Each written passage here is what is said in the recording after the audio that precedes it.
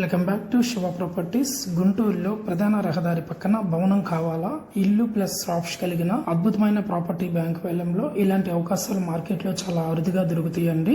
ఆలస్యం చేయకండి. ఈ ప్రాపర్టీ మీదే కావాలంటే చివరి తేదీ ముందే అన్ని వివరాలు తెలుసుకోండి. ఈ ప్రాపర్టీ వివరాలు చూసుకుంటే ఈ 250 గజాల్లో ఈ ఇల్లు రావడం జరిగింది. వెస్ట్ ఫేసింగ్ లో రావడం జరిగింది. ఇంటి ముందు రోడ్డు సరికి 30 ఫీట్స్ వైడ్ రోడ్ అయితే రావడం జరిగింది. ఇంటితో పాటు షాప్స్ అండ్ షటర్స్ కూడా ఉండే ప్రాపర్టీ కేవలం 2,25,00,000 మాత్రమే ఈ బ్యాంక్ ఆప్షన్ లో సేల్కి రావడం జరిగింది. ఇది కేవలం నివాస భవనం కాదు, ఇన్కమ్ జనరేటింగ్ ప్రాపర్టీ.